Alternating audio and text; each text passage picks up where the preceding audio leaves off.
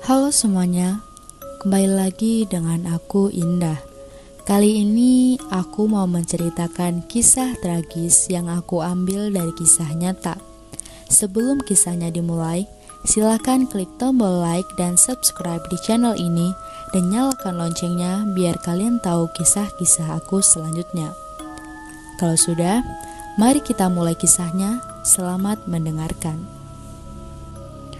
Kisah tragis ini menceritakan tentang seseorang yang bunuh diri dengan lompat dari menara listrik. Kebetulan kisah ini dialami oleh tetanggaku sendiri. Anggap aja namanya Mas Tony ya. Mas Tony ini dulunya tinggal dengan orang tuanya. Dia menjalani hari-hari normal seperti yang lainnya. Kadang-kadang dia juga main ke rumahku. Orangnya baik banget. Tapi suatu ketika keadaan tidak mengenakan mulai terjadi. Orang tua Mas Tony bercerai. Aku gak tahu pasti sih penyebab mereka bercerai.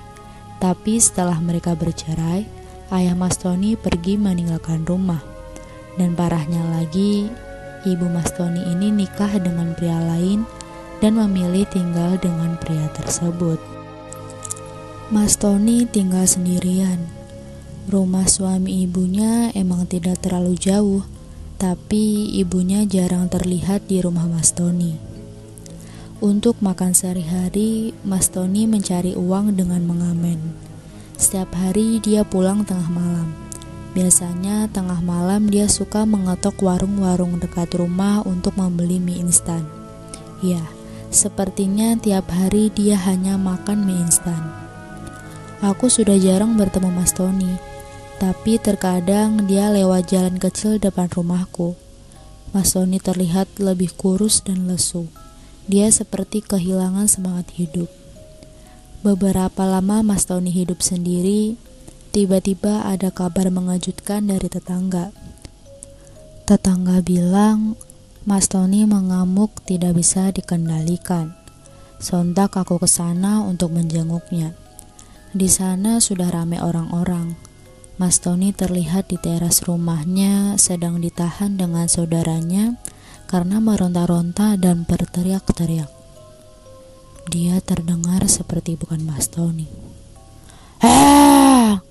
Aku butuh hijau.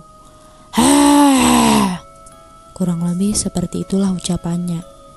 Tetangga beranggapan Mas Tony stres. Tapi ada yang bilang juga dia kesurupan. Mas Tony diikat di tiang rumah. Kenapa diikat di tiang rumah? Karena katanya badan Mas Tony sangat kuat. Tidak gampang untuk memindahkan di dalam rumah. Dan jika tidak diikat, takut dia kabur dan menghilang. Saudara dan tetangga bergantian menjaga Mas Tony. Suatu malam, giliran saudaranya yang menjaga Mas Tony. Tapi entah ada urusan apa, saudaranya ini pergi pulang sebentar. Jadi saat itu Mas Tony tidak ada yang menjaga. Saat saudaranya kembali, Mas Tony sudah tidak ada di depan rumah. Talinya sudah terlepas dari tiang. Sontak saudara Mas Tony mengabari orang-orang dan langsung berusaha mencarinya. Tapi tidak ada satupun yang menemukan Mas Tony. Mereka hanya menemukan pakaian yang terpisah-pisah di pagar-pagar tetangga. Salah satunya kaos Mas Tony yang ditaruh di pagar rumahku. Saat hari sudah siang, terdengar kabar Mas Tony sudah ditemukan. Mas Tony ditemukan jauh banget dari rumah dengan keadaan yang sangat tragis. Mas Tony ditemukan keluarga dan saudara dalam keadaan meninggal dengan tubuh telanjang yang hampir hancur karena jatuh dari menara listrik dan menempa pagar besi. Sang ibu yang tadinya tidak begitu peduli terlihat sangat tidak percaya dan syok melihat anaknya yang sudah tidak bernyawa. Anakku mana? Anakku mana? Kenapa dia pergi? Kenapa? Orang-orang ikut sedih melihat keadaan tersebut. Banyak wartawan juga yang meliput saat itu. Kata orang-orang yang melihat kejadian tersebut, Mas Tony sudah terlihat di atas menara dengan keadaan telanjang dari 2 jam yang lalu. Tidak ada yang tahu kapan dia naik ke atas. Puluhan orang meneriaki Mas Tony dari bawah agar Mas Tony tidak lompat. Tapi Mas Tony malah bergaya di atas menara listrik, menari-nari dengan satu kaki seperti tidak punya takut. Setelah itu, dengan mengejutkan dia langsung lompat dengan kepalanya dahulu. Badannya menempa pagar besi. Kepalanya pecah, badannya dari ketiak sampai ke punggung robek. Darah berceceran di mana-mana. Sangat disesalkan tidak ada yang bisa menyelamatkan Mas Tony. Ibunya pun sangat menyesal tidak menemani masa hidup anaknya dengan baik. Kata orang-orang, Mas Tony kerasukan las.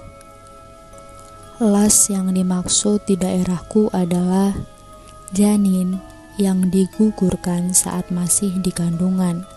Katanya sih ibu Mas Tony pernah menggugurkan kandungan dan dibuang di WC rumah yang ditinggali Mas Tony. Mungkin karena janin ini tidak didoakan dengan baik dan pikiran Mas Tony yang sering kosong karena sedih, las ini merasuki Mas Tony karena tidak terima. Banyak kejadian janggal setelah Mas Tony meninggal. Salah satunya warung-warung yang berada di dekat rumah Mas Tony. Saat tengah malam tiba, ada yang mengetuk-ngetuk pintu warung. Ibu yang punya warung terbangun dan merasa aneh. Siapa nih malam-malam ngetuk pintu? Biasanya kan yang kesini malam-malam cuman almarhum Tony. Seketika si ibu bangunin suaminya untuk bukain pintu. Karena si ibu udah ketakutan banget. Dan bener, saat suaminya buka pintu, gak ada siapa-siapa di luar. Kayaknya sih almarhum Mas Tony berkunjung. Serem juga ya. Setelah kejadian itu, akhirnya ibu Mas Tony membuat makam kecil di belakang rumah. Katanya sih buat pengganti makam si janin dan didoakan biar tenang dan tidak penasaran lagi. Banyak pelajaran yang bisa diambil dari kisah ini. Jangan menyia-nyiakan orang tersayang semasa hidup, karena hanya penyesalan yang tersisa ketika orang tersebut sudah tiada.